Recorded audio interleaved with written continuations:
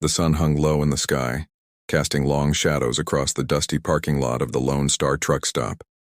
A sprawling oasis of neon lights and greasy diners nestled in the middle of nowhere. The air was thick with the scent of diesel fuel and fried food, mingling with the faint hum of country music drifting from a cracked speaker above the entrance. Trucks lined the edges of the lot, their engines rumbling like restless beasts, while a cluster of motorcycles, gleaming chrome and leather, crowded near the diner. The bikers, a rough-looking bunch with weathered faces and tattoos snaking down their arms, lounged against their bikes, their laughter sharp and carrying a hint of menace. It was the kind of place where strangers passed through but rarely stayed. A transient world where everyone had a story and no one asked too many questions. Amid the chaos, Sergeant Emily Carter stood out like a storm cloud on a clear day. Dressed in faded fatigues and a well-worn Marine Corps jacket, she moved with the kind of quiet confidence that came from years of discipline and hard-earned respect. Her dark hair was pulled into a tight bun, and her sharp green eyes scanned the scene with a practiced ease, missing nothing. But beneath her stoic exterior, there was a flicker of something else, something raw and unresolved. The weight of her recent deployment still clung to her, a shadow she couldn't quite shake. She had come to the truck stop for a moment of solitude, a rare break from the chaos of her life, but the universe, it seemed, had other plans. Emily stepped into the diner, the bell above the door jingling softly. The room was a time capsule of the 1970s, with cracked vinyl booths, a checkerboard floor, and a jukebox in the corner that hadn't worked in decades.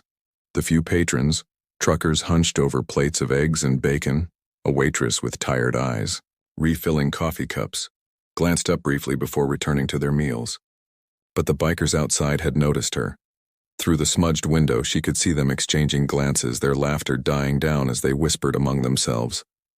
One of them, a burly man with a shaved head and a beard that reached his chest, stared at her with an intensity that made her skin crawl. Emily ignored it, sliding into a booth near the back. But the tension in the air was palpable. The waitress, a middle-aged woman with a name tag that read Dottie, approached with a tired smile. "What can I get you, hun?" she asked, her voice warm but weary. Emily ordered a black coffee and a slice of pie, her tone polite but distant. As Dottie walked away, Emily's gaze drifted back to the window. The bikers were still there, their eyes now fixed on her like predators sizing up their prey. She clenched her jaw, her fingers tightening around the edge of the table. She had faced worse than this, far worse. But the last thing she needed was a confrontation. Not here. Not now. The coffee arrived, steaming and bitter, and Emily took a sip, letting the heat ground her. She reached into her pocket and pulled out a dog tag, running her thumb over the engraved letters. It belonged to Max, her K-9 partner, a Belgian, Malinois, who had been her shadow through countless missions. He was back at the base, recovering from an injury sustained during their last deployment, and his absence left a void she hadn't realized would feel so heavy. She missed the way he'd nudge her hand with his nose, his unwavering loyalty, the way he always seemed to know when she needed him most. But tonight, she was alone. The bell above the door jingled again, and Emily's head snapped up. The bikers had entered the diner, their boots thudding against the floor as they spread out, taking up space like they owned it. The burly man with the beard led the pack, his eyes locking onto hers as he approached her booth. The room seemed to hold its breath, the clatter of cutlery and murmur of conversation fading into an uneasy silence. "Well, well," he drawled, his voice low and dripping with mockery. "What do we have here, a little lost soldier girl?" His friends chuckled, their laughter sharp and grating. Emily's chest tightened, but she kept her expression neutral, her training kicking in. She met his gaze head-on, her green eyes steady and unflinching. "I'm just passing through," she said, her voice calm but firm. "No need for trouble." The man leaned in closer, his breath reeking of beer and cigarettes. "Trouble?" he repeated, his lips curling into a smirk. "Honey, you're the one sitting in our spot." Emily's mind raced, weighing her options. She could handle herself in a fight, she'd been trained for far worse, but taking on a group of bikers in the middle of a diner wasn't exactly ideal. And then there was the matter of her sidearm. holstered at her hip. She could feel the weight of it, a silent reminder of the line she might have to cross.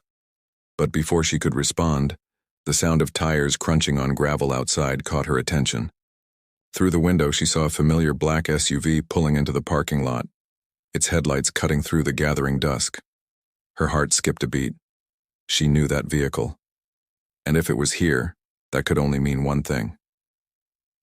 The bikers followed, her gaze, their smirks faltering as the SUV came to a stop.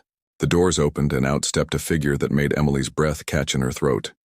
It was Max, his ears perked and his tail wagging faintly, his handler close behind. But it wasn't just Max. The rest of her K9 team was there too. Their presence commanding and unmistakable. The bikers exchanged uneasy glances, their bravado wavering as the dogs approached the diner. Emily rose from her seat, her pulse quickening. She didn't know why they were here or what had brought them to this godforsaken truck stop, but one thing was clear. The game had just changed. The bikers took a step back, their earlier confidence evaporating as the K9 team drew closer.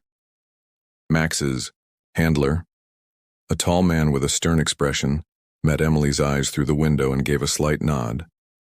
The tension in the room was electric, a storm waiting to break. Emily's mind raced with questions, but there was no time to think, no time to plan. The bikers were regrouping, their whispers growing louder, their hands twitching as if reaching for something. And then, the door burst open. The diner erupted into chaos. The diner erupted into chaos, but not in the way anyone expected. Max, Emily's Belgian Malinois, bounded through the door first, his sharp bark cutting through the tension like a knife. The bikers froze, their bravado crumbling as the K9 team filed in behind him, their handlers calm but alert. Emily's heart pounded as she locked eyes with Max, his familiar presence grounding her in the midst of the storm. He trotted straight, to her, his tail wagging faintly, and nudged her hand with his nose as if to say, "I've got your back." She crouched down, scratching behind his ears, her throat tight with emotion. She hadn't realized how much she'd missed him until this moment. The bikers, now visibly uneasy, began to back away, muttering under their breath. The burly man with the beard shot Emily one last glare, but it lacked the earlier venom. "This ain't over," he growled, though the threat rang hollow. With a jerk of his head, he signaled to his crew, and they filed out of the diner, their boots stomping against the floor. The bell above the door jingled as they left, and the room seemed to exhale, the tension dissipating like smoke. Emily straightened, up, her gaze shifting to the K9 team's leader, Sergeant Daniel Hayes. He was a tall, broad-shouldered man with a weathered face and eyes that had seen too much. They'd served together for years, and while they weren't exactly friends, there was a mutual respect forged in the fires of shared hardship. Hayes gave her a curt nod, his expression unreadable. "Carter," he said simply, his voice gravelly and low. "Hayes," she replied, her tone equally clipped. "What are you doing here?" He crossed his arms, his gaze sweeping the diner, before landing back on her. "We got word you were here, thought you might need backup." There was a pause, and then he added, "Looks like we were right." Emily bristled at the implication but said nothing. She didn't owe him an explanation, not after everything she'd been through. The truth was, she'd been avoiding the team since Max's injury, the guilt gnawing at her like a festering wound. It had been her call, her mistake, that had put him in harm's way. She could still hear the explosion, feel the heat of the blast, see Max's limp body as she carried him to safety. The memory haunted her, a constant reminder of her failure. Hayes seemed to sense her turmoil, his expression softening slightly. "Look, Carter, we're not here to judge. We're here because you're part of this team, whether you like it or not. And Max..." He glanced down at the dog, who was now sitting obediently at Emily's feet. "He's been restless without you." Emily's chest tightened, and she looked away, her throat burning. She didn't trust herself to speak, not without her voice breaking. Instead, she crouched down again, running her hands over Max's fur, her fingers trembling. He leaned into her touch, his warm brown eyes filled with unwavering loyalty. In that moment, she felt like she didn't deserve him, or any of them. The waitress, Dottie, approached cautiously, holding a pot of coffee. "Everything okay here?" she asked, her voice tinged with concern. Hayes gave her a reassuring smile. "Everything's fine, ma'am. Just a little misunderstanding." Dottie nodded, though her eyes lingered on Emily for a moment longer. "Well, if you folks need anything, just holler." She set the coffee pot on the table and retreated to the counter, where she began wiping down the already spotless surface, her movements stiff and nervous. Emily stood, her legs feeling unsteady beneath her. "I should go," she said, her voice barely above a whisper. Hayes frowned. "Go where? You're not on leave anymore, Carter. Command wants you back. We've got a mission and they need you on it." Emily's stomach churned. She'd been dreading this moment, the inevitable call to return to duty. She wasn't ready, not mentally, not emotionally. But Hayes wasn't giving her a choice. "When do we leave?" she asked, her voice hollow. "Tomorrow morning," he replied. "We're heading to the base tonight to prep. You're coming with us." She nodded numbly, her mind racing. She didn't have the energy to argue, not with Max looking up at her. Like she hung the moon, she owed him this much at least. "All right," she said finally. "I'll come." Hayes clapped her on the shoulder, his grip firm but not unkind. "Good. Let's move out." As they left the diner, Emily couldn't shake the feeling that something was off. The bikers were gone, but their presence lingered like a bad omen. She glanced over her shoulder, half expecting to see them lurking in the shadows, but the parking lot was empty except for the K9 team's SUV and a few scattered trucks. Still, the unease clung to her, a prickling sensation at the back of her neck. The drive to the base was quiet, the hum of the engine the only sound. Emily sat in the back seat with Max, her hand resting on his head as she stared out the window. The landscape blurred past, a monotonous stretch of desert and scrubland, but her mind was elsewhere. She thought about her father, a retired Marine, who had always been her hero. He'd been the one to encourage her to join the Corps, to follow in his footsteps. "You've got what it takes," he'd told her once, his voice filled with pride. "You're stronger than you think." But now, sitting in the back of that SUV, she didn't feel strong. She felt broken. When they arrived at the base, the familiar sights and sounds should have been comforting, but they only made her feel more out of place. The barracks, the training grounds, the rows of Humvees, it all felt like a world she no longer belonged to. Hayes led her to the briefing room where the rest of the team was already gathered. They greeted her with nods and half smiles, but the atmosphere was tense, the weight of the upcoming mission hanging heavy in the air. The briefing was short and to the point. They were being deployed to a remote region to assist in a high-stakes rescue operation. The details were sparse, but the urgency was clear. Emily listened intently, her training kicking in despite her inner turmoil. But as the meeting wrapped up, Hayes pulled her aside, his expression serious. "Carter, I need to know you're ready for this," he said, his voice low. "I can't have you out there if you're not." Emily met his gaze, her jaw tightening. "I'm ready," she said, though the words felt like a lie. Hayes studied her for a moment, then nodded. "All right, get some rest. We move out at 600. As she left the briefing room, Emily felt the weight of his words pressing down on her. She wasn't ready, not even close. But she didn't have a choice. She had to push through for Max, for the team, for herself. She just hoped she could hold it together long enough to get the job done. That night, as she lay in her bunk, sleep eluded her. The barracks were quiet, the only sound the soft breathing of her teammates. Max was curled up at her feet, his presence a small comfort. She stared at the ceiling, her mind racing with doubts and fears. What if she froze up again? What if she put the team in danger? What if she couldn't do this? Just as she was about to drift off, her phone buzzed on the nightstand. She picked it up, her heart skipping a beat when she saw the name on the screen. Dad. She hesitated, then answered, her voice barely a whisper. "Hey, Dad." "Emily," he said, his voice warm but tinged with concern. "I heard you're back on active duty. How are you holding up?" She swallowed hard, tears pricking at the corners of her eyes. I'm okay, she lied. There was a pause, and then he said, "You don't have to be strong all the time, you know. It's okay to ask for help." Emily's breath hitched, and she squeezed her eyes shut, a single tear slipping down her cheek. "I don't know if I can do this, Dad." "You can," he said firmly. "You're a Carter, and Carters don't quit." His words echoed in her mind long after the call ended, a lifeline in the darkness. But as she finally drifted off to sleep, a new thought crept in, unbidden and unsettling.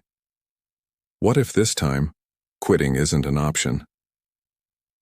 The next morning the team prepared to move out, Emily noticed something strange. Max was acting skittish, his ears twitching and his tail tucked low. She knelt beside him, running her hands over his body, but he seemed physically fine. Still, the unease in his eyes mirrored her own. Something wasn't right. As they loaded into the transport vehicle, Hayes caught her eye. "You good?" he asked, his tone casual but his gaze sharp. Emily nodded, though her stomach was in knots. "Yeah, let's do this." But as the vehicle rumbled to life and they pulled out of the base, she couldn't shake the feeling that they were heading into something far more dangerous than any of them realized. And when Max let out a low, warning growl, her blood ran cold. The mission had barely begun, and already it felt like they were walking into a trap. The transport vehicle rumbled along the dusty road, kicking up clouds of sand that swirled in the early morning light. Inside, the atmosphere was tense, the team sitting in silence as they prepared for the mission ahead. Emily sat with Max at her feet, her hand resting on his head as she stared out the window, her mind racing.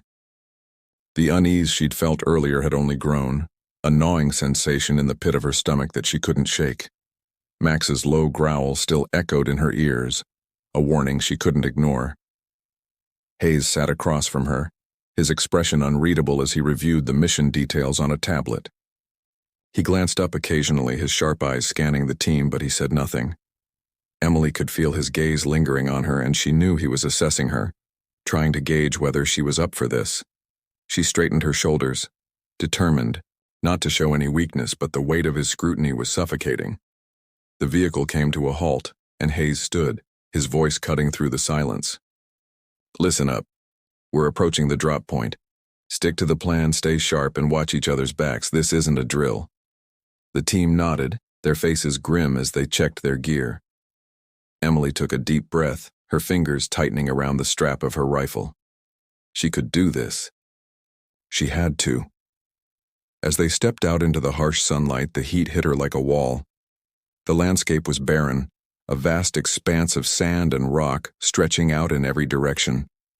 In the distance, she could see the faint outline of a compound, their target. It looked deceptively quiet, but Emily knew better. Danger lurked behind those walls, waiting for them. They moved in formation, their footsteps muffled by the soft sand. Max trotted beside her, his ears pricked and his body tense. He was on high alert, his instincts sharper than any of theirs. Emily kept her eyes forward, her senses on high alert, but she couldn't shake the feeling that they were being watched. As they approached the compound, Hayes signaled for them to halt. "Carter, take point with Max. We need to clear the perimeter before we move in." Emily nodded, her heart pounding as she and Max moved ahead. The compound loomed before them, its walls cracked and weathered. She could feel the weight of the team's eyes on her, their trust in her abilities hanging in the balance. She couldn't afford to mess this up. They reached the edge of the compound, and Emily crouched down, signaling for Max to stay close.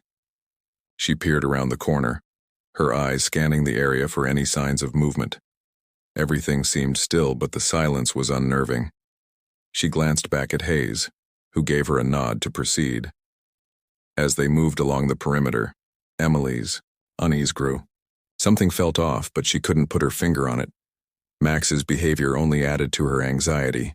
He was tense, his ears twitching and his tail low. He kept glancing back at her, his eyes filled with a silent warning. They reached a narrow alleyway, and Emily hesitated. It was a tight space, perfect for an ambush. She glanced at Max, who let out a soft whine, his body rigid. She knew that sound. It was his way of telling her something was wrong. Before she could react, a figure stepped out of the shadows, blocking their path.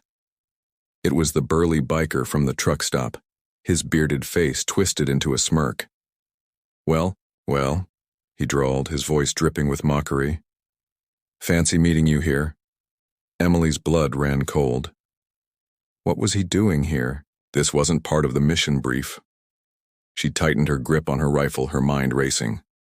Stand down, she ordered, her voice firm but steady. This is a military operation. You're trespassing. The man laughed, a harsh, grating sound that sent a chill down her spine. Military operation, huh? You think you're in charge here, little girl? Emily's jaw tightened, but she kept her composure. I won't ask again. Stand down. The man's smirk faded, replaced by a look of pure malice. He took a step forward, his hand moving to his belt, where a knife gleamed in the sunlight. You've got guts, I'll give you that. But guts won't save you out here. Emily's heart pounded, but she didn't back down. She raised her rifle, her finger hovering over the trigger. Last warning! The man lunged, his knife flashing as he charged at her. Emily reacted instinctively, sidestepping and bringing the butt of her rifle down on his wrist. He let out a grunt of pain, the knife falling from his grasp, but he recovered. Quickly, swinging a fist at her face. She ducked, the punch grazing her cheek, and countered with a swift kick to his stomach. He stumbled back, his breath coming in ragged gasps, but his eyes burned with fury. You're gonna regret that, he snarled. Before he could make another move, Max sprang into action, lunging at the man with a ferocious bark. The biker stumbled, back, his eyes wide with fear as Max's teeth snapped inches from his face. Emily seized the opportunity, grabbing the man's arm and twisting it behind his back. Down, she commanded, her voice sharp and authoritative. The man dropped to his knees, cursing under his breath as Emily secured his hands with zip ties. She glanced at Max, who was still growling, his body tense and ready to strike. Good boy, she murmured, her voice softening. Stay. Hayes and the rest of the team arrived moments later, their weapons drawn and their faces grim. What the hell happened? Hayes demanded, his eyes narrowing as he took in the scene.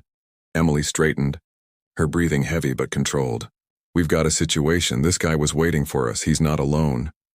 Hayes cursed under his breath, his jaw tightening. We need to move. Now. As they regrouped, Emily couldn't shake the feeling that they were walking into a trap. The biker's presence here, of all places, was no coincidence. Someone had tipped them off, and that someone was still out there, watching and waiting. They moved quickly, their formation tight as they approached the compound's entrance. The tension was palpable, every step feeling like a countdown to disaster. Emily's mind raced, her training kicking in as she scanned the area for any signs of danger. As they breached the compound, the silence was deafening. The place was deserted, the only sound the echo of their footsteps. But Emily knew better than to let her guard down.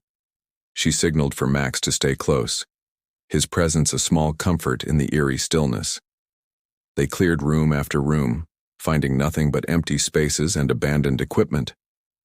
It was as if the place had been wiped clean, leaving no trace of its former occupants. Emily's unease grew with each passing moment, the feeling of being watched intensifying. As they reached the central courtyard, Hayes called for a halt.